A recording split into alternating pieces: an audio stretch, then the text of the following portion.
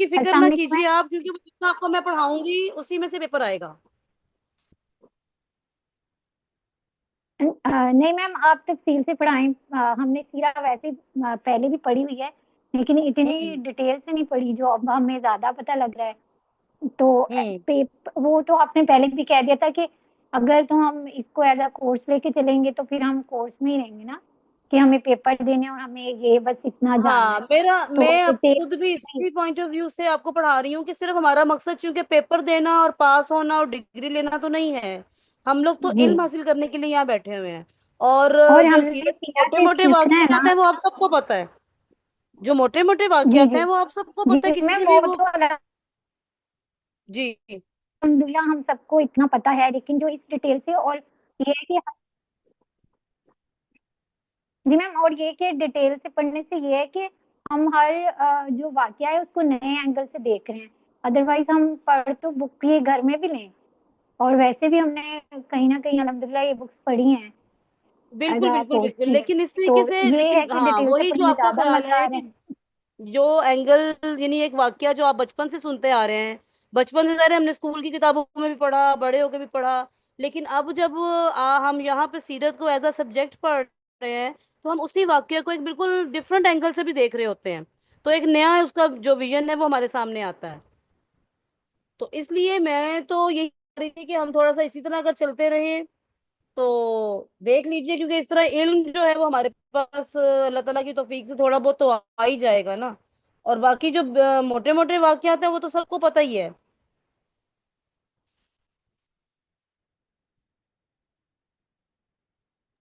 جی ٹھیک ہے میم، جیسے آپ کو صحیح لگے.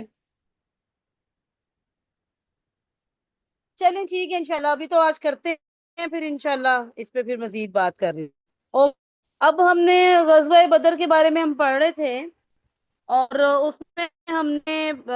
واقعات دیکھے تھے کیسے اللہ رب العزت نے فرشتوں کی مدد کی، اور کیسے میدان جنگ میں جنگ شروع ہونے سے پہلے دونوں طرف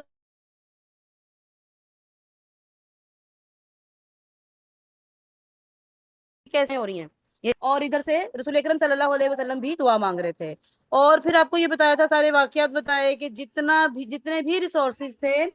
اللہ کے نبی صلی اللہ علیہ وسلم نے انہی ریسورسز کو استعمال کرتے ہوئے ان کی بہترین تنظیم کی.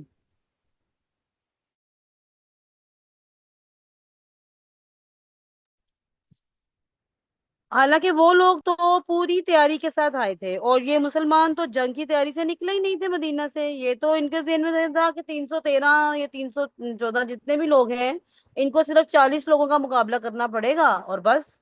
اور باقی آپ کو بتایا تھا کہ انسانی یعنی بشر ہونے کی حیثیت سے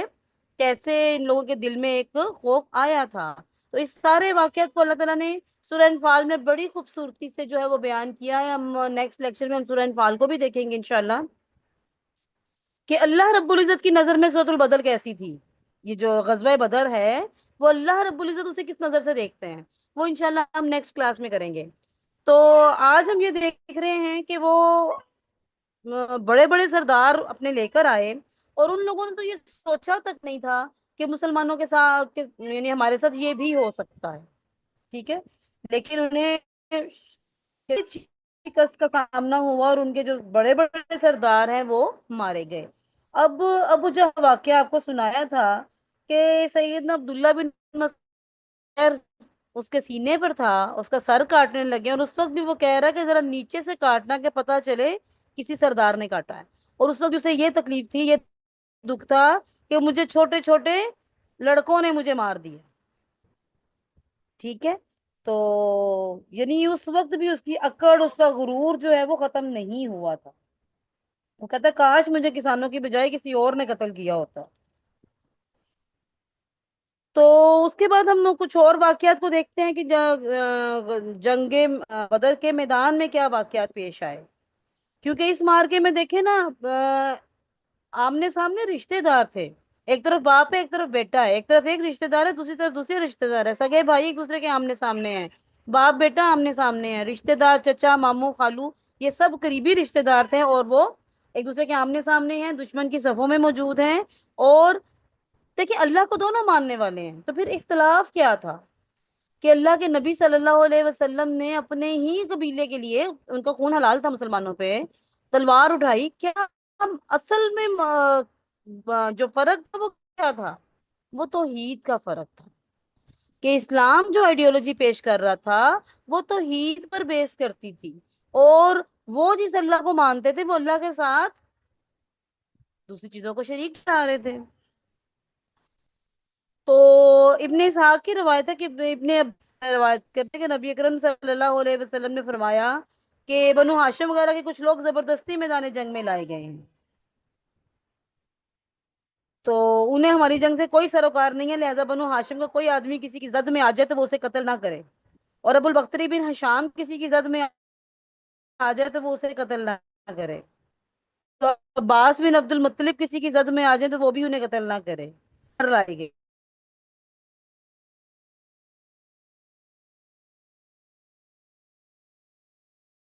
کنبے قبیلے کے لوگوں کو قتل کریں اور عباس کو چھوڑ دیں، اللہ کی قسم نہیں کریں گے۔ اگر میری اس سے وہ میرے سامنے آ گیا تو میں تو اسے تلوار کی لگام پہنا دوں گا۔ تو جب رسول اکرم صلی اللہ علیہ وسلم تک یہ خبر پہنچی تو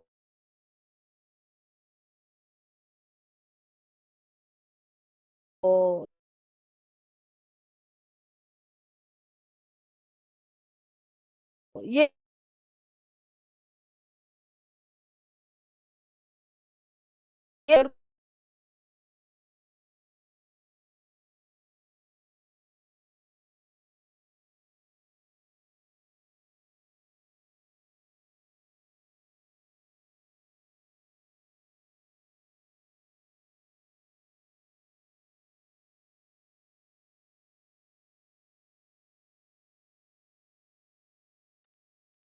میم آواز نہیں آ رہی، اور باقی لوگوں کو آ رہی ہے یا مجھے ہی نہیں آ رہی؟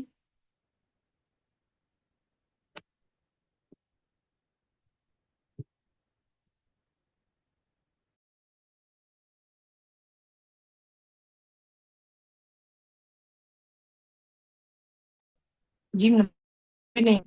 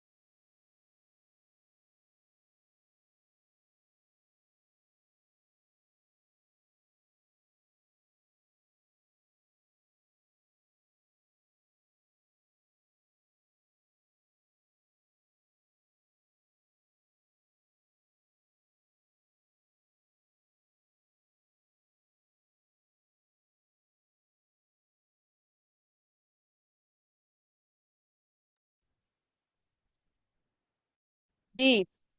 اب آواز آ رہی ہے آپ کو؟ جی میم اب آئی ہے۔ اوکے، تو یہ جو روایت ہے یہ جو ہے وہ یہ صحیح روایت نہیں ہے، اور ابو حذیفہ کہتے ہیں کہ بعض دفعہ کہا کرتے تھے کہ اس دن جو میں نے بات کہہ دی تھی اس کی وجہ سے میرا دل میں نا ایک خوف سا بیٹھا رہتا ہے کہ اس کی صرف یہی صورت ہے کہ میری شہادت جو ہے وہ اس بات کا کفارہ بن جائے، اور بالآخر وہ یمامہ کی جنگ میں شہید ہو ہی گئے تھے۔ اچھا، دوسرا جو آتا ہے کہ مکے میں ابو البختری جو ہے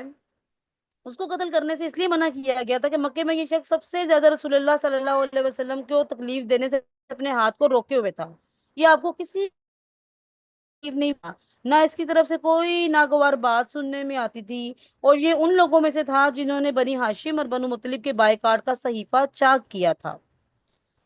تو لیکن اس کے باوجود ابو البختری کو قتل کر دیا گیا،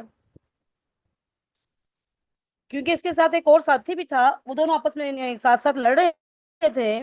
تو سیدہ مجزر نے کہا کہ ابو البختری رسول اللہ نے ہمیں آپ کو قتل کرنے سے منع کیا ہے، اس نے کہا یہ میرا ساتھی ہے، سیدہ مجزر نے کہا نہیں بخدا ہم آپ کے ساتھی کو نہیں چھوڑ سکتے، اس نے کہا خدا کی قسم تب تو ہم دونوں مریں گے،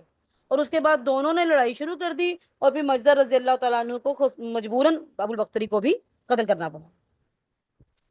اب مکے کے اندر جاہلیت کے زمانے میں سیدنا عبد الرحمن بن عوف جو ہیں ان کی امیہ بن خلف کے ساتھ دوستی تھی۔ اب جنگ بدر کے روز امیہ اپنے لڑکے علی کا ہاتھ پکڑے کھڑا تھا،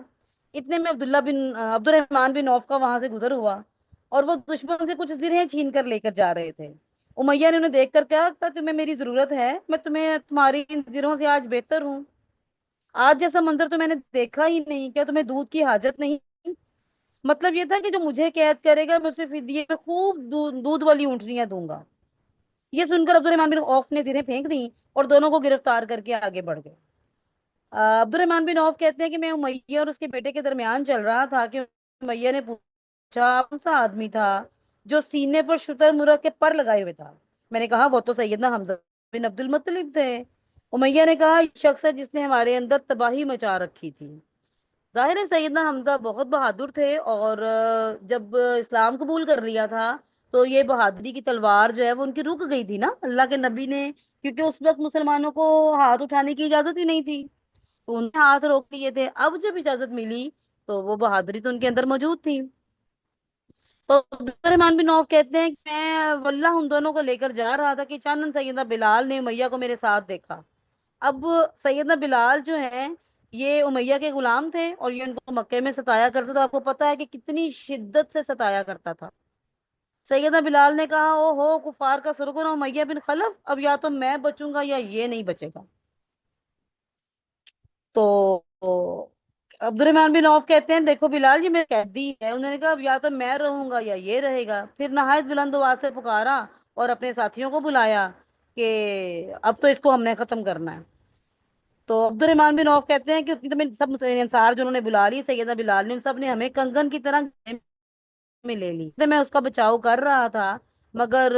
ایک آدمی نے تلوار سونٹ کر اس کے بیٹے کے پاؤں پر ضرب لگائی، وہ گر گیا۔ ادھر امیہ نے اتنے زور کی چیخ ماری کہ میں نے ویسی چیخ کبھی سنی ہی نہیں۔ تو میں نے کہا نکل بھاگو، لیکن آج نکلنے کی بھی گنجائش نہیں تھی۔ میں نے کہا خدا کی قسم میں آج تمہارے کام نہیں آ سکتا۔ تو عبد الرحمن بن عوف کہتے ہیں کہ لوگوں نے اپنی تلواروں سے ان دونوں کو کاٹ کر ان کا کام تمام کر دیا۔ تو اس پر کرتے بات ہے کہ بلال پر اللہ تعالیٰ رحم کرے، میری زرہیں بھی گئی اور میرے قیدی کے بارے میں مجھے تڑپا بھی دیا۔ تو زاد المعاد میں علامہ ابن القیم لکھتے ہیں کہ حضرت عبد الرحمن بن عوف نے امیہ بن خلف سے کہا کہ گھٹنوں کے بل بیٹھ جاؤ، وہ بیٹھ گیا اور حضرت عبد الرحمن بن عوف نے اپنے آپ کو اس کے اوپر ڈال دیا اس کو بچانے کے لیے، کیونکہ دیکھیں قیدی اگر آپ کسی کو امان دیتے ہیں نا تو اس معاشرے میں وہ امان جو ہے وہ مانی جاتی تھی، لیکن یہاں معاملہ الٹ تھا تو لوگوں نے نیچے سے تلوار مار کر امیہ کو قتل کر دیا اور عبد الرحمن بن عوف کا اپنا پاؤں بھی اس سے زخمی ہو گیا۔ سیدنا عمر بن خطاب کے سامنے ان کے اپنے ماموں عاص بن ہشام بن مغیرہ وہ آئے اور انہوں نے اپنے ماموں کو قتل کر دیا۔ سیدنا ابوبکر صدیق رضی اللہ عنہ کے سامنے ان کا اپنا بیٹا عبد الرحمن آیا اور وہ اس وقت مشرکین کے ہمراہ تھا، انہوں نے کہا خبیث میرا مال کدھر ہے، لیکن وہ جنگ کے دوران ان کے سامنے نہیں آیا، ورنہ وہ کہتے تھے کہ میرے سامنے آتا تو میں اس کو تلوار مارنے سے دریغ نہ کرتا۔ ادھر جب مسلمانوں نے کیا کیا کہ مسلمانوں نے مشرکین کو گرفتار کیا۔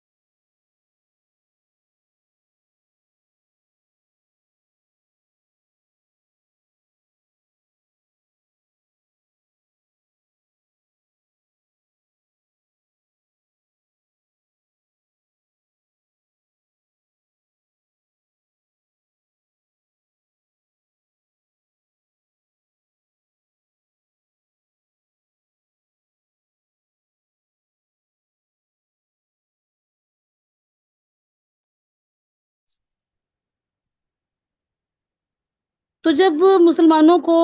قتل کرنے کی بجائے مشرکین کو گرفتار کرنا شروع کر دیا مسلمانوں نے، تو سیدنا سعد بن معاذ رضی اللہ تعالیٰ عنہ یہ کہاں کھڑے تھے؟ یہ جو رسول اکرم صلی اللہ علیہ وسلم کی حفاظت کے لیے چھپر بنایا تھا، یہ اس کے دروازے پر پہرا دے رہے تھے۔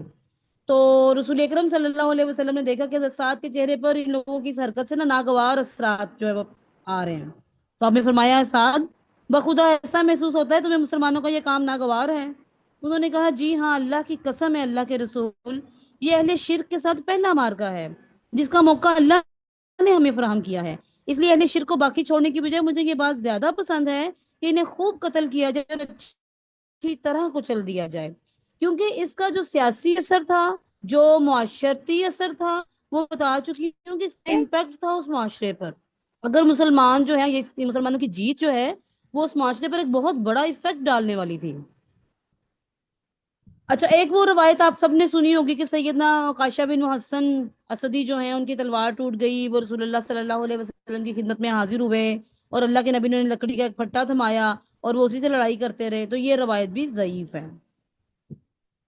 پھر جب جنگ کا خاتمہ ہو گیا اور سیدنا مصعب بن عمیر ان کے اپنے بھائی جو ہیں وہ ان کے پاس سے گزرے، تو مسلمان صحابی جو ہیں وہ انہیں ہاتھ باندھ کے، قیدی بن گئے تھے تو ان کا ہاتھ باندھ رہے تھے، تو انہوں نے اس نظر سے اپنے بھائی کو دیکھا مصعب کو کہ شاید یہ میری حمایت کرے، تو سیدہ مصعب نے اس انصاری سے کہا اس شخص کو مضبوطی سے اس کے ہاتھ باندھنا، اس کی ماں بڑی مالدار عورت ہے، یعنی تمہیں مال غنیمت میں اچھی خاصی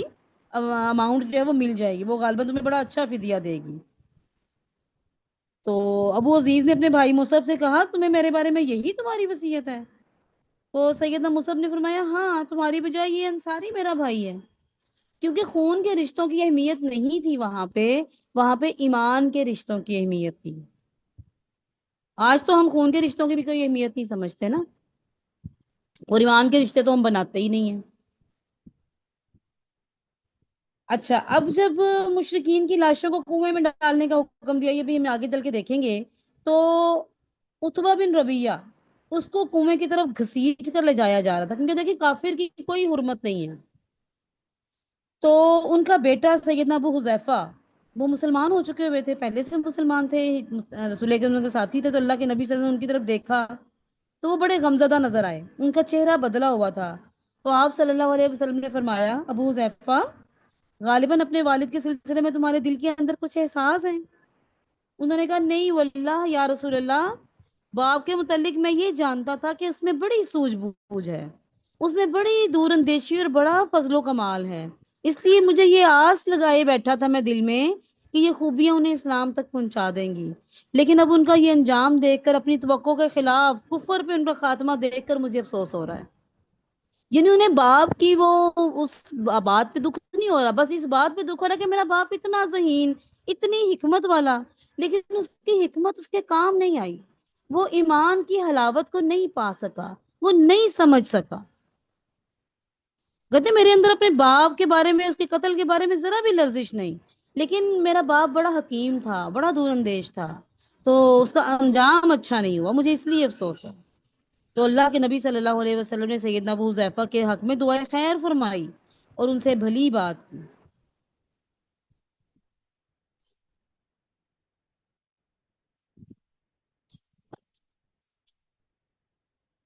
تو اب اینڈ کیا ہوا اس مارکے کا کہ وہ جو تھے کافر تھے وہ وہاں پر رکے ہی نہیں، ان کے صفوں میں بھگدڑ مچ گئی، اور وہ جس کا جدھر رخ اسے نظر آیا ادھر ہی جو ہے وہ بھاگ گیا، یعنی وہ ایزا قافلہ بھی نہیں گئے، جدھر جس کا رخ چلا وہ ادھر ہی نکل گئے۔ تو مشرکین مکہ کی اصل میں کمر ٹوٹ گئی اس جنگ بدر کے بعد۔ مارکہ بدر میں ان کے بڑے بڑے نام، بڑے بڑے سردار، جن کی بڑی شہرت تھی، بڑی طاقت تھی، بڑی سرداری تھی ان کی، وہ سب کے سب ڈھیر ہو گئے، اور اس جنگ میں مسلمان جو ہیں وہ 14 مسلمان شہید ہوئے، ان میں سے 6 مہاجرین تھے اور 8 انصار تھے، لیکن مشرکین کے 70 آدمی مارے گئے اور 70 قید ہو گئے، ٹھیک ہے؟ تو اور عموماً جو ان کے بڑے بڑے سردار تھے وہ تقریباً 24 تھے۔ تو خاتمہ جنگ کے بعد اللہ کے نبی صلی اللہ علیہ وسلم نے ان مقتولین کے پاس کھڑے ہو کر فرمایا کہ تم لوگ اپنے نبی کے لیے کتنا بڑا کنبہ اور قبیلہ تھے، سارے اللہ کے پیارے نبی صلی اللہ علیہ وسلم کے قبیلے والے اور کنبے والے ہی تھے نا، تو تم نے مجھے جھٹلایا جبکہ اوروں نے میری تصدیق کی، تم نے مجھے بے یارو مددگار چھوڑا جبکہ اوروں نے میری تائید کی، تم نے مجھے نکالا جبکہ اوروں نے مجھے پناہ دی۔ اب دیکھیں دل کی کیفیت کیا ہوتی ہے۔ اور اس کے بعد آپ نے حکم دیا کہ انہیں گھسیٹ کر بدر کے ایک کنویں میں ڈال دو۔ یہ 24 بڑے بڑے سردار تھے جنہیں گھسیٹ کر بدر کے اس گندگی کے والے کنویں میں ڈال دیا گیا۔ تو گندے اور خبیث کنویں میں ان کی لاشیں پھینک دی گئی۔ انہوں نے اللہ کے نبی اور ان کے ساتھیوں کے ساتھ بڑا سخت رویہ رکھا تھا، اور اللہ تعالیٰ نے ان کے گھمنڈ کو بدر میں توڑ دیا۔ پھر یاد کریں سورۃ الشعراء کی آیتیں، میں نے لاسٹ ایک لیکچر میں آپ کو بتایا تھا نا کہ جب گھمنڈ، غرور، تکبر اور مسلمانوں سے دشمنی، یہ جب دو چیزیں اکٹھی ہو جاتی ہیں تو پھر اللہ تعالیٰ ان کا حال کیا کرتے ہیں، انہیں اپنے گھر سے چلاتے ہیں، وہ پوری تیاری سے نکلتے ہیں، پورے فخر و غرور، کبر و غرور سے نکلتے ہیں، اور اللہ رب العزت انہیں ان کی تباہی کی طرف لے کے جا رہا ہے، وہ خود چل کر آتے ہیں۔ فرعون کے لوگ بھی ایسے ہی گئے تھے، یہ لوگ بھی ایسے ہی آئے، تو اللہ تعالیٰ نے ان کے گھمنڈ کو بدر میں توڑ دیا، ان کے لیے کوئی قبر نہیں کھودی گئی، کیونکہ جو اللہ، اس کے رسول اور اس کے ساتھیوں کا دین اسلام کا دشمن ہے، اس کی کوئی عزت نہیں ہے، کافر مشرک کی کوئی حرمت نہیں ہوتی۔ دین اسلام میں ہمیں ہر چیز کا ایک طریقہ بتایا گیا ہے، دشمنوں کافروں کے ساتھ بھی انصاف سے کام لینا چاہیے، دشمن میت پر بھی ظلم نہیں کرنا چاہیے، اگرچہ کافر ہیں، جانی دشمن ہیں، انہوں نے طرح طرح کی تکلیفیں دی ہیں، تو اگر ظلم کا بدلہ ظلم سے لیں گے تو نتیجہ تو برابر ہے نا کہ نہیں؟ تو ظلم کا بدلہ انصاف سے لیا جاتا ہے، یہی طریقہ پیارے نبی صلی اللہ علیہ وسلم نے اپنایا، اور ان مردہ 24 سرداروں کو گندے کنویں میں پھینک دیا گیا۔ اور پیارے نبی صلی اللہ علیہ وسلم نے 3 دن بدر کے میدان میں قیام فرمایا، میدان جنگ میں۔ عرب میں یہی دستور تھا، خاتمے کے بعد فاتح لوگ جو ہیں وہ میدان جنگ سے فوراً نہیں پلٹتے تھے، اور وہ وہاں پر کچھ دیر قیام کرتے تھے۔ تو اللہ کے نبی صلی اللہ علیہ وسلم نے اسی روایت کو قائم رکھا، اور 3 دن میدان جنگ بدر میں مقیم رہے، اور واپسی پر پھر وہ کنویں کے قریب رکے، اور ان میں سے ان کے سرداروں کو ان کے باپوں کے ناموں کے ساتھ اللہ کے نبی صلی اللہ علیہ وسلم پکارا۔ ٹھیک ہے؟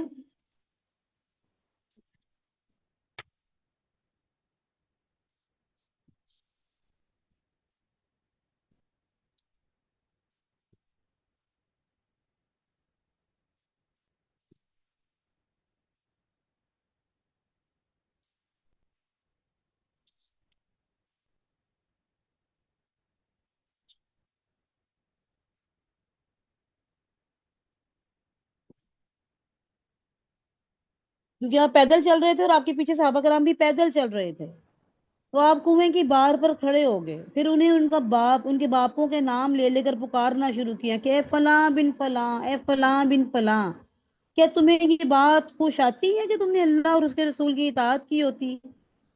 کیونکہ ہم سارے رب نے جو وعدہ کیا تھا اس سے ہم نے برحق پایا، تو کیا تم سے تمہارے رب نے جو وعدہ کیا تھا اسے تم نے برحق پایا؟ سارے صحابہ کرام ساتھ کھڑے تھے، سیدنا عمر رضی اللہ عنہ نے فوراً عرض کی یا رسول اللہ، آپ ایسے جسموں سے کیا باتیں کر رہے ہیں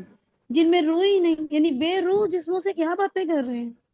تو نبی اکرم صلی اللہ علیہ وسلم نے فرمایا، اس ذات کی قسم جس کے ہاتھ میں محمد صلی اللہ علیہ وسلم کی جان ہے،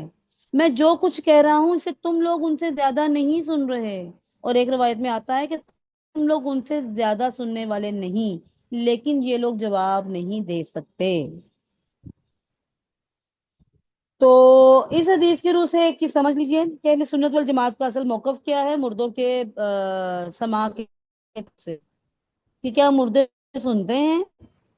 کیونکہ ہم زیادہ تفصیل میں تو نہیں جائیں گے، لیکن اصل میں یہ ہے کہ اس کا جواب جو ہے وہ تفصیل طلب ہوتا ہے، کیونکہ نہ اس کا جواب مطلقاً ہاں میں ہوتا ہے اور نہ مطلقاً نہ میں ہوتا ہے۔ حقیقت یہی ہے کہ مردے نہیں سن سکتے، اور اس کے بارے میں بہت ساری آیات اور بہت ساری احادیث موجود ہیں کہ مردے نہیں سنتے، لیکن کچھ ایکسیپشنل کیسز موجود ہیں، اور وہ یہ صرف 2 ہیں۔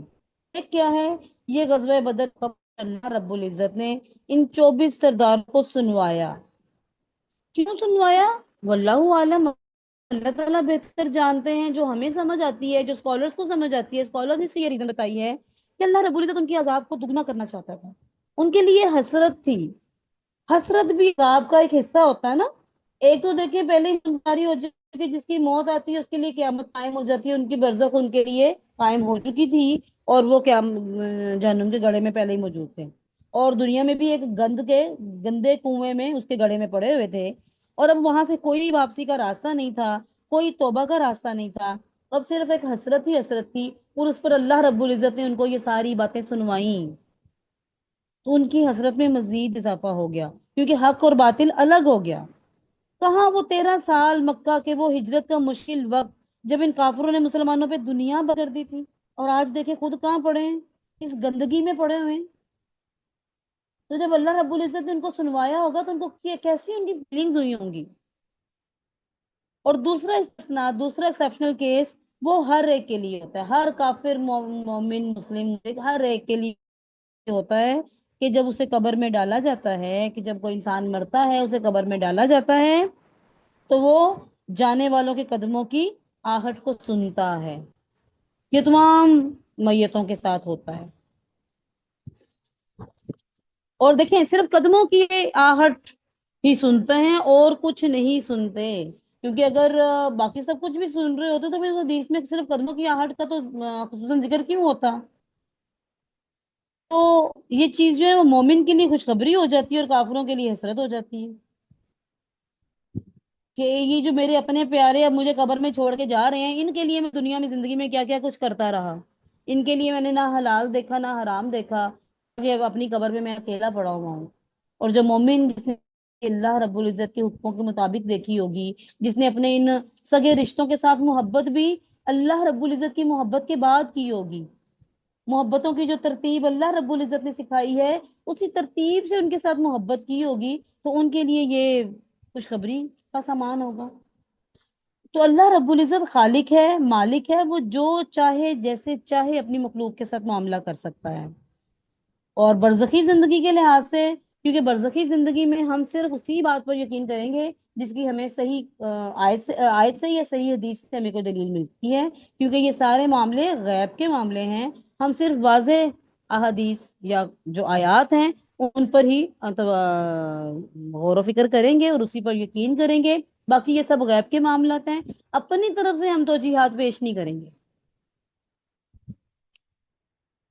اچھا جی، اب دوسرا مسئلہ جو تھا، اب جنگ بدر کے ختم ہونے کے بعد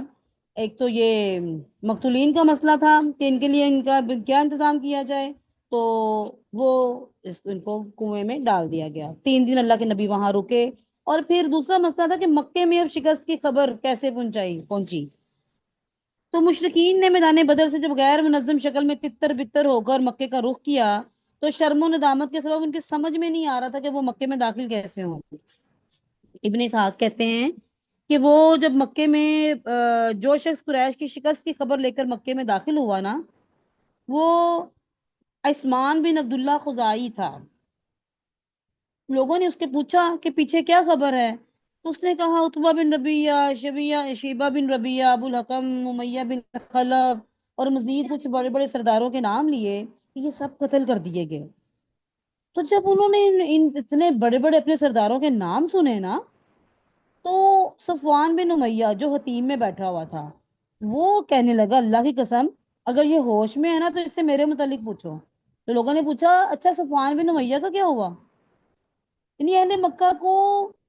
100% یقین تھا فتح کا کہ وہ ہم لوگ جیتیں گے، کہ ہمارے اتنے بڑے بڑے سردار گئے ہیں، اتنے شان والے سردار اور اتنی جنگی تیاری کے ساتھ گئے ہیں، انہیں تو 1% بھی اپنی ناکامی کا کوئی گمان بھی نہیں تھا. اور اتنے بڑے بڑے نام سن کے وہ تو پریشان ہو گئے. وہ اس نے کہا اچھا پوچھو امیہ بن صفوان ہے کہیں یہ پاگل تو نہیں ہو گیا جو ہمیں آ کے خبر دے رہا ہے. تو اس نے کہا وہ دیکھو وہ تو حتیم میں بیٹھا ہوا ہے، واللہ میں پاگل نہیں ہوا، بخدا اس کے باپ اور اس کے بھائی کو قتل ہوتے ہوئے میں نے خود دیکھا ہے. تو اس کے بعد جو ہے وہ ان لوگوں کو واقعی یقین آنا شروع ہوا کہ ہمارے ساتھ یہ معاملہ ہو چکا ہے. رسول اللہ صلی اللہ علیہ وسلم کے ایک غلام ابو رافع کا بیان ہے، کہتے ہیں میں ان دنوں سیدنا عباس رضی اللہ تعالیٰ عنہ کا غلام تھا. اور ہمارے گھر میں اسلام داخل ہو چکا تھا. سیدنا عباس مسلمان ہو چکے تھے, ان کی بیوی ام الفضل بھی مسلمان ہو چکی تھی, اور یہ بھی مسلمان ہو چکے تھے, ابو رافع بھی.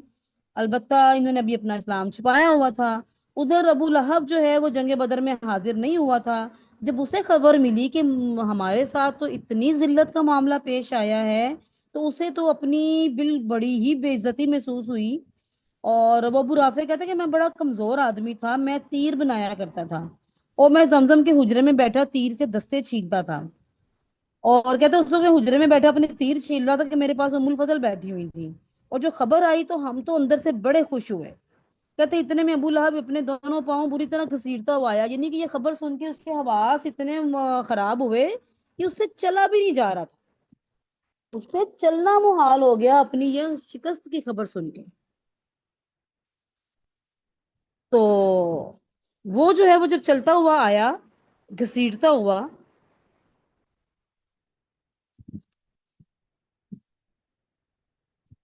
تو حجرے کے کنارے پر بیٹھ کر اس کی پیٹھ میری طرف تھی. یہ ابو رافع بتا رہے ہیں. کہتے ابھی وہ بیٹھا ہی ہوا تھا کہ اچانک شور ہوا کہ یہ ابو سفیان بن حارث بن عبد المطلب آ گیا. ابو لہب نے اسے کہا کہ میرے پاس لاؤ, میری عمر کی قسم تمہارے پاس خبر ہے. وہ ابو لہب کے پاس بیٹھ گیا.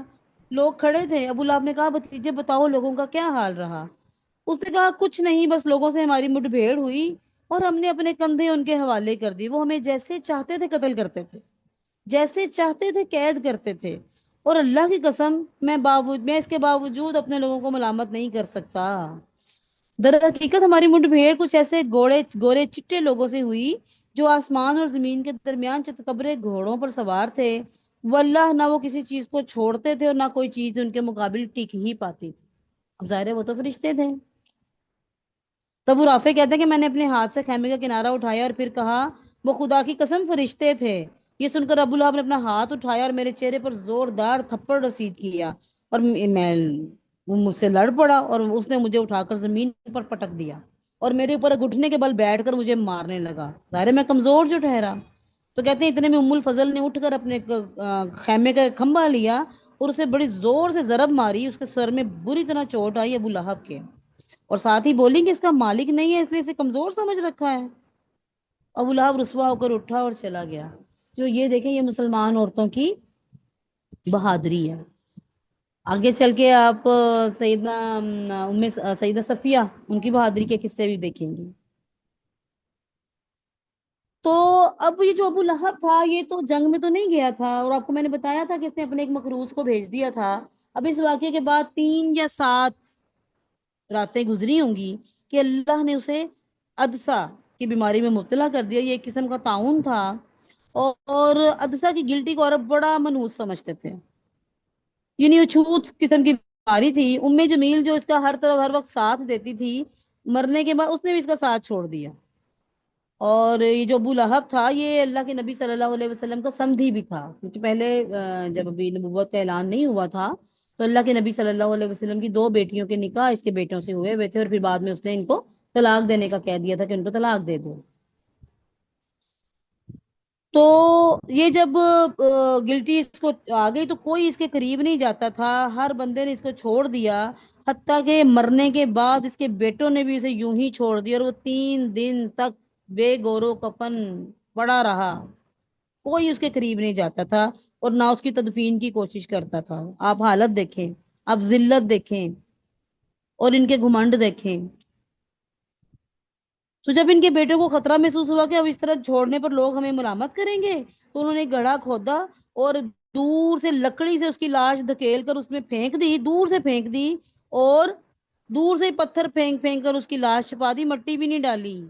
کہیں مٹی ڈالیں گے تو جو اڑ کے ہمارے پر نہ گرے اور ہمیں بھی یہ بیماری نہ لگ جائے. اتنا وہ لوگ اس بیماری کو, اس گلٹی کو منحوس سمجھتے تھے. تو آپ تصور کریں کہ یہی ابو لہب اللہ کے نبی صلی اللہ علیہ وسلم کا سگا چچا تھا, اور یہی ابو لہب جس کے بارے میں سورہ لہب جو ہے وہ نازل ہوئی, اور اس کی موت کے 13 سال پہلے نازل ہوئی. کتنے سالوں کا موقع ملا, لیکن اس کی نصیب میں اسلام کی حلاوت نہیں تھی, نہیں قبول کر سکا. تو بہرحال ان کی طبیعت پر بڑا شاک گزرا, بڑا اثر ہوا, حتیٰ کہ انہوں نے اپنے مقتولین پر نوحہ کرنے کی ممانعت کر دی، تاکہ، اور اس وقت ان کے زمانے میں کیا ہوتا تھا کہ جس کے گھر میں جتنا کوئی اگر جتنا بڑا سردار مرتا تھا اتنا زیادہ اس کے گھر میں نوحہ ہوتا تھا، اور وہاں پر پروفیشنل لوگ تھے جو رونے کے لیے بلائے جاتے تھے، نوحہ کرنے کے لیے بلائے جاتے تھے، جیسے رودالی جنہیں کہا جاتا ہے، تو یہ لوگ ان لوگوں کو بلا کے نوحہ کرواتے، تو جس کا جتنا اچھا جتنا زیادہ نوحہ اور بین ہوتا تھا وہ اتنا بڑا سردار سمجھا جاتا تھا۔ اور ان لوگوں نے بدر کے بعد نوحہ ممانعت مطلب کر کیا دی، ہوتا ہے؟ نوحہ مطلب کیا ہوتا نوحہ ہے؟ نہیں کریں گے جی، نوحہ مطلب کیا ہوتا ہے؟ بین کرنا، رونا پیٹنا، اور اچھا اس کے یعنی کپڑے پھاڑنا، دکھ کا اظہار کرنا، اور جانے والے کے اس کے اخلاق کے بارے میں بتانا، اور نوحہ کرنا، بین کرنا، رونا اونچی اونچی آواز میں۔ اچھا تو ان لوگوں نے منع کر دیا، وجہ کیا تھی؟ تاکہ مسلمان کہیں خوش نہ ہو جائیں، انہیں غم میں دیکھ کر مسلمانوں کو خوشی کا موقع نہ ملے، اور دوسرا یہ بھی تھا کہ وہ جو اپنے غم کو وہ تازہ رکھنا چاہتے تھے، کیونکہ رونے سے کیا ہوتا ہے کہ انسان کے غم تھوڑا سا کتھارسس ہو جاتا ہے نا، تو وہ انہوں نے رونے بھی نہیں دیا کہ وہ غم ان کا تازہ رہے، کیونکہ انہوں نے بدلے کی تیاری کرنی تھی کہ ہم اپنے ان لوگوں کا بدلہ لیں گے۔ ادھر مسلمانوں کے ساتھ کیا ہوا کہ مسلمانوں کی جب فتح مکمل ہو گئی، اللہ کے نبی صلی اللہ علیہ وسلم نے کیا کیا کہ اب اہل مدینہ کو خوشخبری دینے کے لیے اپنے دو قاصد روانہ کیے، ایک سیدنا عبداللہ بن رواحہ اور دوسرے سیدنا زید بن حارثہ، انہیں مدینہ کی طرف انہوں نے پہلے بھیج دیا۔ اچھا، اب ابھی ظاہر ہے اس وقت فون نہیں ہوتے تھے، میڈیا نہیں ہوتا تھا، تو ادھر جو یہود اور منافقین تھے انہوں نے جھوٹے پروپیگنڈے کر کر کے مدینے میں ہلچل مچائی ہوئی تھی،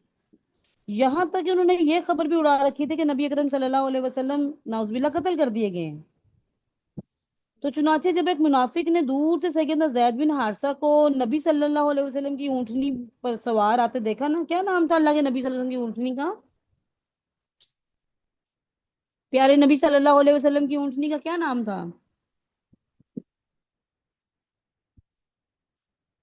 کسوا۔ کسوا پر سوار آتے دیکھا تو بول پڑا کہ واقعی محمد تو قتل کر دیے گئے ہیں، دیکھو یہ انہی کی اونٹنی ہے، ہم تو اسے پہچانتے ہیں، اور یہ زید بن حارثہ ہے جو وہاں سے شکست کھا کے بھاگا ہے، اور اتنا مروب ہوا کہ سمجھ میں نہیں آ رہا کہ یہ کیا کہے۔ بہرحال جب یہ دونوں قاصد مدینے وہ وہاں پہنچے تو مسلمانوں نے انہیں گھیر لیا، ان سے تفصیلات سننے لگے، حتیٰ کہ انہیں یقین آ گیا کہ مسلمانوں کو واقعی فتح نصیب ہو گئی ہے۔ تو اس کے بعد ہر طرف مسرت اور شادمانی کی لہر دوڑ گئی، اور مدینے کے در و بام جو ہیں وہ اللہ اکبر کے نعروں سے گونج اٹھے۔ تو اب جو مسلمانوں کے بڑے بڑے سردار تھے وہ اللہ کے نبی صلی اللہ علیہ وسلم کو مبارکباد دینے کے لیے بدر کے راستے پر نکل پڑے۔ تو سیدنا اسامہ بن زید کہتے ہیں کہ جب ہمارے پاس اس وقت یہ خبر پہنچی جب اللہ کے نبی صلی اللہ علیہ وسلم کی صاحبزادی سیدہ رقیہ، ان کو سیدنا عثمان رضی اللہ عنہ کے نکاح میں تھی، ان کو دفن کر کے ہم ان کی قبر پر مٹی برابر کر چکے تھے، تو ان کی تیمارداری کے لیے سیدنا عثمان رضی اللہ عنہ کو اللہ کے نبی صلی اللہ علیہ وسلم نے مدینے میں ہی رہنے دیا تھا، کہا تھا آپ ساتھ نہیں چلو، آپ رقیہ کی تیمارداری کے لیے رکو، اور پھر یہ ساتھ اسامہ بن زید بھی وہیں رہ گئے تھے ساتھ ہی مدینہ میں۔ تو جو اللہ کے نبی صلی اللہ علیہ وسلم نے 3 دن بدر میں قیام فرمایا، اچھا اب وہاں پر کیا ہوا کہ جب وہ لوگ تو تتر بتر ہو کر چلے گئے، اب آپ کو پتا ہے کہ وہ تقریباً 1000 کا قافلہ تھا، اور بے تحاشا اونٹ تھے ان کے پاس، روزانہ کے 9 یا 10 اونٹ تو ان کے ذبح ہوتے تھے، اور بے تحاشا گھوڑے، زرہیں، مال و متاع بہت کچھ تھا، اور وہ تو بس تتر بتر ہو کر بھاگ گئے میدان جنگ سے، اور اپنا سارا مال و متاع وہ وہیں چھوڑ گئے۔ تو اب وہاں پر مسلمان صحابہ کرام کے 3 گروہ بن گئے، ٹھیک ہے۔ ایک گروہ جو ہے وہ جب یہ دشمن شکست کھا کر بھاگا ہے تو ایک گروہ ان کے تعاقب میں لگ گیا تاکہ وہ واپس نہ آئیں، ان کو قتل ان کے پیچھے چلا گیا، اور ایک گروہ جو ہے وہ مدینہ وہ جو میدان جنگ میں جو مال غنیمت پڑا ہوا تھا نا اس کو وہ سمیٹنے لگے، اور ایک گروہ نے رسول اللہ صلی اللہ علیہ وسلم کے گرد گھیرا ڈالا ہوا تھا کہ دشمن کہیں دوبارہ پیچھے سے حملہ نہ کر دیں اور آپ کو کوئی تکلیف نہ پہنچا دیں۔ تو جب رات آئی یہ سارے لوگ پلٹ پلٹ کر ایک دوسرے کے پاس پہنچے، اب جمع ہو گئے ایک جگہ پر، تو مال غنیمت جمع کرنے والوں نے کہا کہ ہم نے اسے جمع کیا ہے لہذا اس میں اور کسی کا حصہ نہیں ہے، کیونکہ اس وقت عرب کا دستور یہی تھا کہ جو شخص کسی کو قتل کرتا تھا جنگ میں تو اس کا جو بھی مال و متاع ہوتا تھا وہ اسی شخص کے حصے میں آتا تھا، اس پر اور کسی کا حق نہیں ہوتا تھا۔ تو اب چونکہ مسلم سٹیٹ بننے جا رہی تھی اور اللہ تعالیٰ نے تو اپنے دین کے سارے احکامات کو واضح کرنا تھا، تو اب ان میں ذرا تھوڑا سا وہ کھٹپٹ سی ہوئی کہ وہ انہوں نے کہا کہ یہ ہمارا، ہم نے جمع کیا ہے، لہٰذا اس میں اور کسی کا حصہ نہیں ہے۔ جو دشمن کا تعاقب کرنے والے مسلمان تھے انہوں نے کہا کہ تم لوگ ہم سے بڑھ کر اس کے حقدار نہیں ہو، کیونکہ اس مال سے دشمن کو بھگانے اور دور رکھنے کا کام تو ہم نے انجام دیا ہے، ہم دشمنوں کو بھگانے کے لیے گئے تھے، اگر ہم نہ جاتے تو وہ واپس آ کے حملہ کر دیتے۔ تو اور جو لوگ رسول اکرم صلی اللہ علیہ وسلم کی حفاظت فرما رہے تھے انہوں نے کہا کہ ہمیں تو یہ خطرہ تھا کہ دشمن آپ کو ہمیں غفلت میں پا کر آپ پر حملہ نہ کر دے یا کوئی تکلیف نہ پہنچا دے، اس لیے ہم آپ کی حفاظت میں مشغول رہے، تو ہمارا بھی حق بنتا ہے۔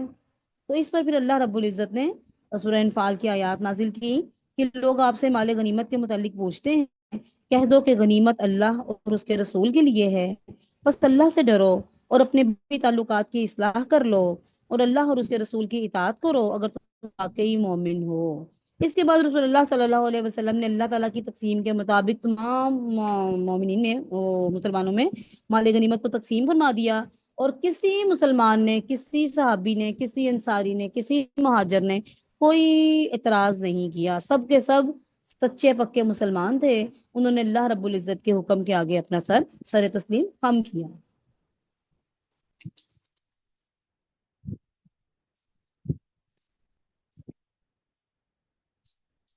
تو اب آپ کے ہمراہ جب آپ مدینہ چل پڑے تو آپ کے ہمراہ مشرک قیدی بھی تھے اور مشرکین سے حاصل کیا ہوا مال غنیمت بھی تھا، تو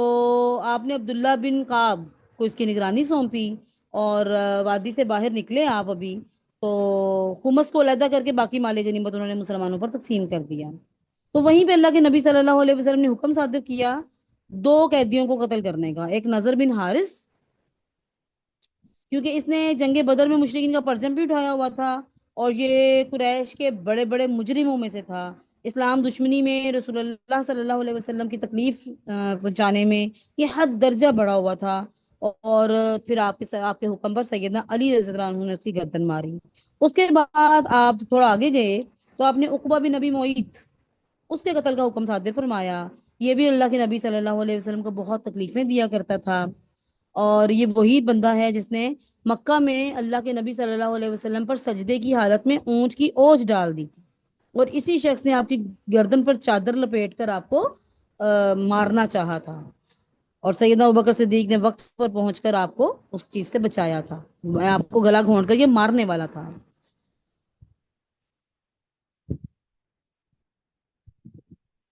تو جب اللہ کے نبی صلی اللہ علیہ وسلم نے اس کے قتل کا حکم صادر فرمایا تو کہنے لگا محمد بچوں کے لیے کون ہے؟ تو آپ نے فرمایا آگ۔ تو اس کے بعد دو روایتوں میں آتا کہ یا عاصم بن ثابت انصاری یا سیدنا علی رضی اللہ عنہ نے اس کی گردن مار دی، اور اگر جنگی نقطہ نظر سے دیکھیں تو یہ دونوں طاغوت تھے، ان کا قتل کیا جانا ضروری تھا، کیونکہ یہ صرف جنگی قیدی نہیں تھے بلکہ جنگی مجرم تھے، اور جنگی مجرموں کا حال یہی ہوتا ہے۔ تو جب اللہ کے نبی صلی اللہ علیہ وسلم مدینہ کے قریب روحا کے مقام پر پہنچے تو مسلمان سردار جو ہیں وہ ملنے اتنی دیر میں باہر آ چکے ہوئے تھے، تو انہوں نے حضرت سلمہ بن سلامہ، انہوں نے کہا کہ ہمیں کہا ہے کہ مبارکباد دیتے ہو، ہمارا ٹکراؤ تو گنجے سر والے بوڑھوں سے ہوا جو اونٹ جیسے تھے۔ تو اللہ کے نبی فرمانے مسکرا پڑے، فرمایا کہ یہی اپنی قوم کے سردار تھے۔ تو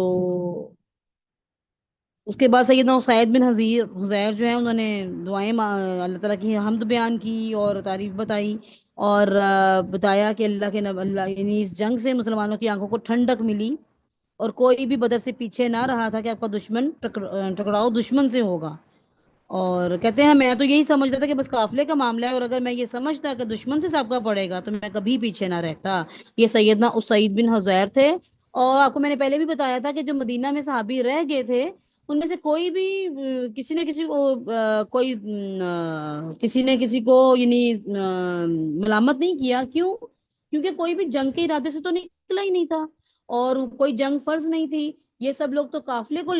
پکڑنے کے لیے نکلے تھے، اور آگے سے اللہ رب العزت کا فیصلہ اور تھا۔ تو سیدہ اسید کہتے ہیں اگر میں نکلتا تو میں کبھی بھی یعنی کہ میرے دل میں ملال نہ ہوتا تو میں کبھی پیچھے نہ رہتا، تو اللہ کے نبی صلی اللہ علیہ وسلم نے فرمایا کہ ہاں آپ سچ کہتے ہو۔ اس کے بعد جو ہے آپ مدینہ منورہ میں داخل ہوئے تو سارے ارد گرد کے دشمنوں پر مسلمانوں کی دھاک بیٹھ چکی تھی۔ اب اس فتح کا اثر یہ ہوا کہ بہت سے لوگ جو ہیں وہ حلقہ بگوش اسلام یعنی اسلام کے دائرے میں داخل ہونا شروع ہو گئے، اور اسی موقع پر عبداللہ بن ابی اور اس کے ساتھیوں نے بھی دکھاوے کے لیے اسلام قبول کر لیا، یعنی منافقین جو ہیں وہ اب آپ سامنے آ گئے، انہوں نے اسلام قبول کر لیا۔ تو آپ کے مکہ مدینہ پہنچنے کے ایک دن کے بعد جو اب قیدی جو ہیں وہ پہنچے۔ اب اللہ کے نبی صلی اللہ علیہ وسلم نے صحابہ کرام پر ان کو تقسیم کر دیا اور ان پر کہا کہ ان کے ساتھ حسن سلوک کرنا ہے، اچھا سلوک کرنا، اور اس کا نتیجہ یہ ہوگا کہ صحابہ کرام خود کھجوریں کھاتے تھے اور قیدیوں کو روٹی پیش کرتے تھے۔ اور یہ تصور میں رکھیں کہ اس زمانے میں مسلمانوں کے لیے کھجوریں سستی تھیں اور روٹی مہنگی تھی۔ مسلمانوں کے حالات جو ہے وہ بہت اچھے نہیں تھے، غربت تھی ہر طرف۔ اللہ کے نبی صلی اللہ علیہ وسلم کے گھر میں 2 مہینے چولہا نہیں جلتا تھا۔ تو اب جب اس میں لیے قیدیوں کے لیے اب اگلا مسئلہ تھا قیدیوں کا کہ اب قیدیوں کے ساتھ کیا کیا جائے، تو اللہ کے نبی صلی اللہ علیہ وسلم نے اپنے صحابہ کرام سے مشورہ کیا۔ سیدنا ابوبکر نے مشورہ دیا کہ یہ ہمارے چچیرے بھائی کنبے قبیلے کے لوگ ہیں، میری رائے ہے کہ آپ ان سے فدیہ لے لیں، تو اس طرح ہم جو کچھ لیں گے وہ ہمارے پاس اگر مال آئے گا تو وہ ہمارے کفار کے خلاف ہماری قوت بنے گا، اور یہ بھی امید ہے کہ یہ لوگ اللہ تعالیٰ ان کو ہدایت دے دے گا اور یہ ہمارے بازو بن جائیں گے۔ تو رسول اللہ نے سیدنا عمر سے ان کی رائے پوچھی، انہوں نے کہا واللہ میری وہ رائے نہیں ہے جو ابوبکر کی ہے، میری رائے یہ ہے کہ یعنی جو سیدنا عمر کا قریبی رشتہ دار تھا ان کا نام لیا کہ اسے میرے حوالے کرے، میں اس کی گردن ماروں، عقیل بن ابی طالب کو علی کے حوالے کریں وہ اس کی گردن ماریں، اور جو فلاں کا جو حمزہ کا بھائی ہے اسے حمزہ کے حوالے کریں وہ اس کی گردن ماریں، یہاں تک کہ اللہ کو معلوم ہو جائے کہ ہمارے دلوں میں مشرکین کے لیے نرم گوشہ نہیں ہے۔ آپ تصور کریں یہ وہی سزا ہے جو مچھلی والوں کے لیے وہ جو بچڑے کی پوجا کرنے والوں کے لیے اللہ تعالیٰ نے متعین کی تھی نا، کہ جو اپنے رشتہ دار ہیں وہ اپنے رشتہ داروں کو قتل کریں گے جنہوں نے پوجا کی تھی۔ تو سیدہ عمر کی فراست جو ہے وہ انہوں نے یہ فیصلہ کیا۔ تو اللہ کے نبی صلی اللہ علیہ وسلم چونکہ نرم دل تھے، انہوں نے سیدنا ابوبکر صدیق کی بات کو پسند فرمایا اور سیدنا علی کی بات کو پسند نہیں فرمایا، قیدیوں سے فدیہ لینا طے ہو گیا۔ لیکن اگلا دن آیا تو اللہ کے نبی صلی اللہ علیہ وسلم کی خدمت میں سیدنا عمر حاضر ہوئے تو دیکھا کہ وہ اللہ کے نبی اور سیدنا ابوبکر صدیق دونوں بیٹھے رو رہے ہیں۔ تو میں نے کہا اللہ کے رسول کیا ہوا، آپ اور آپ کے ساتھی کیوں رو رہے ہیں، مجھے بھی تو رونے کی وجہ بتائیں تاکہ میں بھی آپ کے ساتھ رو لوں۔ تو رسول اللہ نے بتایا کہ فدیہ قبول کرنے کی وجہ سے تمہارے اصحاب پر جو چیز پیش کی گئی ہے اس کی وجہ سے رو رہے ہیں۔ آپ نے ایک قریبی درخت کی طرف اشارہ کرتے ہوئے فرمایا کہ مجھ پر ان کا عذاب اس درخت سے بھی زیادہ پیش کیا گیا ہے، اور اللہ تعالیٰ نے آیت نازل فرمائی ہے کہ کسی نبی کے لیے درست نہیں کہ اس کے پاس قیدی ہوں یہاں تک کہ وہ زمین میں اچھی طرح خون ریزی کر لے۔ تم لوگ دنیا کا سامان چاہتے ہیں اور اللہ آخرت چاہتا ہے، اور اللہ غالب اور حکمت والا ہے۔ اگر اللہ کی طرف سے نوشتہ سبقت نہ کر چکا ہوتا تو تم لوگوں نے جو کچھ لیا ہے اس پر تم کو سخت عذاب پکڑ لیتا، کیونکہ آج فدیہ لینا جائز ہے، اس وقت جائز نہیں تھا، کیونکہ ہر چیز کا ایک وقت مقرر ہوتا ہے۔ تو اس وقت جو ہے وہ اللہ تعالیٰ کی طرف سے جو کیا نوشتہ تھا وہ یہی تھا کہ مشرکین کو جنگ میں قید کرنے کے بعد قتل کر دیا جاتا، لیکن اب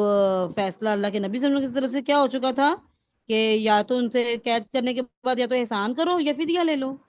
تو اس نوشتے میں قیدیوں سے فدیہ لینے کی اجازت دی گئی، اس لیے صحابہ کرام نے فدیہ قبول کر لیا اور ان کو سزا نہیں دی گئی، صرف ان کو ڈانٹ پلائی گئی، اور یہ سورہ انفال میں ہی ہے، یہ آگے ہم دیکھیں گے ابھی، کیونکہ انہوں نے کفار کو اچھی طرح کچلنے سے پہلے قیدی بنا لیا تھا، اور اس لیے بھی کہ انہوں نے ایسے جنگی مجرموں سے فدیہ لینا قبول کر لیا تھا جو صرف جنگی قیدی نہیں تھے بلکہ جنگ کے ایسے بڑے بڑے مجرم تھے کہ جو آج کے جدید قوانین کے مطابق بھی ان پر مقدمہ چلائے بغیر کوئی انہیں نہیں چھوڑتا، اور ایسے مقدمات کی سزا عموماً سزائے موت یا عمر قید ہوتی ہے۔ بہرحال فیصلہ ہو چکا تھا، اللہ تعالیٰ نے بھی اس کو جاری رکھا، اللہ تعالیٰ کی تقدیر میں یہی تھا، اور فدیہ کی مقدار جو ہے وہ 4000 اور 3000 درہم سے لے کر 1000 درہم تک تھی، اور اہل مکہ چونکہ لکھنا پڑھنا بھی جانتے تھے اور اہل مدینہ جو ہے وہ لکھنا پڑھنا نہیں جانتے تھے، اس سے یہ بھی طے ہوا کہ جس کے پاس فدیے کی رقم نہیں ہے وہ مدینہ کے 10 بچوں کو لکھنا پڑھنا سکھا دے، اور جب یہ بچے اچھی طرح لکھنا پڑھنا سیکھ جائیں گے تو یہی اس کا فدیہ ہوگا۔ تو اللہ کے نبی صلی اللہ علیہ وسلم نے کئی قیدیوں پر احسان بھی فرمایا اور انہیں فدیہ لیے بغیر رہا کر دیا۔ اس میں کافی سارے نام آتے ہیں، اور آپ نے اپنے داماد ابو العاص کو بھی اس شرط پر بلا فدیہ چھوڑ دیا کہ وہ حضرت زینب کی راہ نہیں روکیں گے، کیونکہ سیدہ زینب جو ہے وہ بھی ابھی مکہ میں تھیں، اور ابھی کیونکہ اس طرح بھی جدائی کا حکم اللہ تعالیٰ کی طرف سے نہیں آیا تھا۔ لیکن جب سیدنا ابو العاص جو ہیں وہ بھی ابھی مسلمان نہیں ہوئے تھے، اور وہ اس جنگ میں لڑنے کے لیے آئے اور قیدی بنا لیے گئے، اور سیدہ زینب نے ان کے فدیے میں کچھ مال بھیجا، تو اس میں ایک ہار بھی تھا، اور یہ ہار اصل میں سیدہ خدیجہ رضی اللہ تعالیٰ عنہ کا تھا، کہ جب انہوں نے سیدہ زینب کو رخصت کیا تو اپنی بیٹی کو اپنا وہ ہار دیا۔ اب جب وہ ہار جو ہے وہ فدیے کی چیزوں میں، جب وہ مکہ کے سے فدیہ کی جو چیزیں آئیں ان میں وہ ہار تھا، تو اللہ کے نبی صلی اللہ علیہ وسلم کو سیدہ خدیجہ یاد آ گئیں، تو آپ پر رقت طاری ہو گئی، آپ کی آنکھوں میں آنسو آ گئے، آپ کو اپنی بیٹی بھی یاد آئی، اپنی بیوی بھی یاد آئی، اور وہ ہار دیکھ کے سیدہ خدیجہ کی یاد جو ہے وہ ایک دم سے تازہ ہو گئی۔ اب دیکھیں میاں بیوی کا ساتھ کیسا ہوتا ہے، کیسی محبت ہوتی ہے، کیسا فطری اللہ تعالیٰ نے ایک جذبہ جو ہے وہ دل میں رکھا ہوتا ہے۔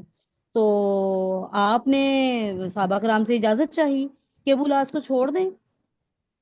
کہ یہ ہار تو میری بیوی کا ہے، تو صحابہ نے اسے فوراً قبول کر لیا، اور ابو العاص کو اس پر چھوڑ دیا گیا کہ وہ سیدہ زینب کو اب مزید مکہ میں نہیں روکیں گے اور انہیں مدینہ بھیج دیں گے۔ تو چنانچہ انہیں واپس بھیجا گیا۔ پھر اللہ کے نبی صلی اللہ علیہ وسلم نے سیدنا زید بن حارثہ اور ایک انصاری صحابی کو بھیجا جو کہ مکہ کے قریب جاؤ اور ایک وادی میں رکو، جب زینب تمہارے پاس سے گزرے تو ان کو ان کے ساتھ لے کے یہاں واپس آ جانا۔ تو اس طرح وہ یہ دونوں حضرات سیدہ زینب کو لے کر مدینہ واپس آ گئے۔ تو سیدہ زینب کی ہجرت کا واقعہ بڑا طویل اور بڑا المناک ہے، کبھی آپ کو موقع ملے تو آپ ان کی ہسٹری پڑھیے گا، اور ان دونوں میاں بیوی کی محبت کی داستان کو بھی پڑھیے گا، جو سیدنا ابو العاص اور سیدہ زینب کی محبت کے واقعات ہیں۔ یہ محبت تو کرتے تھے، اب دین کی وجہ سے، ایمان کی وجہ سے ان کو آپس میں جدا ہونا پڑا۔ سیدہ زینب مکہ آ گئی، مدینہ آ گئی، ابو العاص مکہ رہ گئے اور انہوں نے بھی اسلام بھی قبول نہیں کیا تھا، اور پھر یہ ان کے واقعات دل کو ہلا دینے والے ہیں۔ پھر اسی طرح قیدیوں میں ایک سہیل بن عمر بھی تھا، اور اللہ کے سیدنا عمر نے کہا اسے اگلے 2 دان توڑوا دیں گے، بہت بڑا خطیب ہے، تو تاکہ اپنی خطابت کے جوش نہ دکھا سکے۔ تو اللہ کے نبی صلی اللہ علیہ وسلم نے اس بات کو پسند نہیں کیا، کیونکہ انہوں نے کہا کہ یہ مسئلے کے ضمن میں آتا ہے۔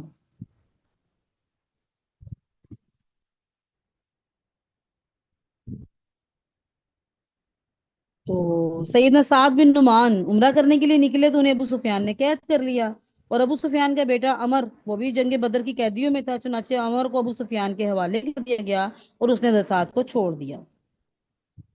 تو اس کے بعد جو ہے وہ سورہ انفال جو ہے وہ نازل ہوئی، اور سورہ انفال میں جو اللہ رب العزت کا تبصرہ ہے اس کو ہم انشاءاللہ نیکسٹ لیکچر میں دیکھیں گے، اور آپ ایک نئے اینگل سے اس جنگ کو بھی دیکھیں گے، سورہ انفال کو بھی انشاءاللہ آپ ایک نئے اینگل سے دیکھیں گے۔ البتہ یہ جو واقعہ ہے یہ 2 ہجری میں پیش آیا بدر کا، اور آپ یہ دیکھیے کہ 2 ہجری میں بدر میں مدنی زندگی میں اور کیا کیا واقعات پیش آئے۔ تحویل قبلہ کا واقعہ آپ کو پہلے بتا چکی ہوں، وہ بدر سے پہلے پیش آ چکا تھا، اور 2 ہجری میں رمضان پہ روزے فرض کیے گئے، صدقہ فطر فرض کیا گیا، زکوٰۃ جو ہے وہ تفصیلاً فرض کی گئی، اور صدقہ فطر کی فرضیت سے اور زکوٰۃ کے نصاب کے تعین سے اب یہ اس بوجھ اور مشقت میں بڑی کمی آ گئی، جس سے فقراء اور مہاجرین کی ایک بڑی تعداد دوچار تھی، کیونکہ یہاں پر وسائل تو تھے ہی نہیں، اور مشکل حالات تھے، مالی طور پر، معاشی طور پر سب لوگ تنگ تھے۔ تو جب اللہ تعالیٰ نے یہ زکوٰۃ کا نظام مقرر کیا، صدقہ فطر کا نظام مقرر کیا، تو اس سے جو لوگ صاحب نصاب تھے ان کے فرائض کی ادائیگی ہو گئی، اور جو فقراء اور مساکین تھے ان کے لیے آسانی کا باعث بن گیا۔ اور پھر رمضان اس سال میں پہلی دفعہ تھے، اور یہ جو جنگ بدر ہے یہ رمضان میں ہی ہوئی، 17 رمضان۔ تو روزے رکھ کے اللہ کے نبی صلی اللہ علیہ وسلم اور صحابہ کرام نے یہ جنگیں لڑی ہیں، اور آج ہم دیکھیے کہ ہم ذرا سے ہمارے بچوں کے پیپرز ہوتے ہیں اور ہم ایئر کنڈیشن کمروں میں بیٹھ کے اپنے بچوں کو روزے بھی نہیں رکھواتے کہ نہیں نہیں اس کے تو پیپر ہیں۔ اور صحابہ کرام اس عرب کی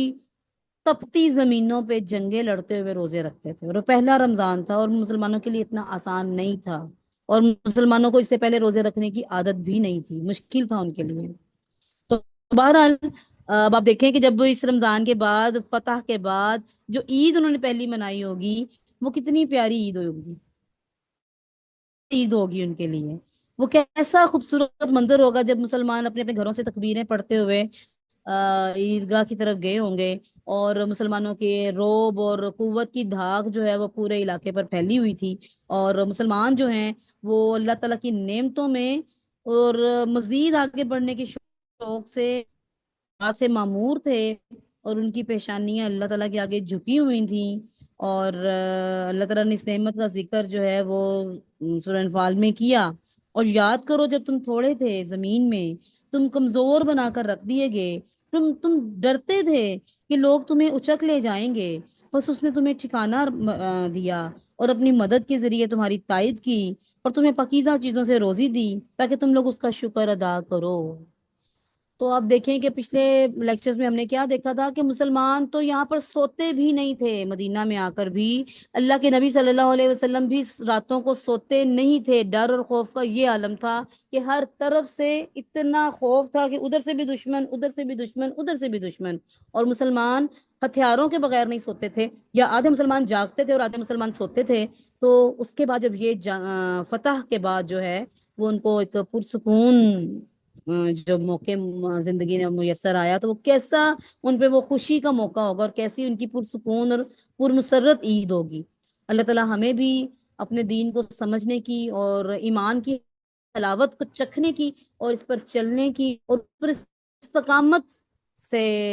اپنے آپ کو توفیق دے۔ یہ ساری جو نیکیاں ہیں، یہ ہم اللہ رب العزت کی توفیق کے بغیر ایک بھی نیکی نہیں کر سکتے، اور نہ ہی کوئی کسی ایک گناہ سے بچ سکتے ہیں۔ لا حول ولا قوت الا باللہ۔ اللہ تعالیٰ ہمیں سمجھنے، پرکھنے اور عمل کرنے کی توفیق دے۔ جی کسی کا کوئی کوشچن ہے؟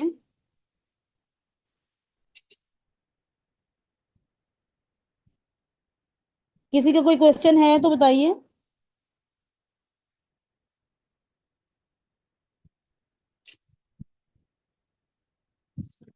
میری آواز نہیں آ رہی؟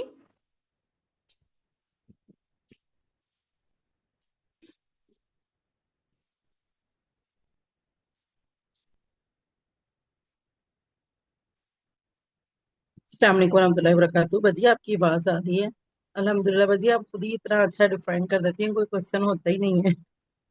شکراً چلے بجی، جزاک الحمدللہ، اللہ خیر۔ الحمدللہ۔ ٹھیک ہے جی، انشاءاللہ پھر نیکسٹ کلاس میں ملاقات ہوتی ہے۔ سبحانک اللہم و بحمدک، نشہد ان لا الہ الا انت، نستغفرک و نتوب الیک۔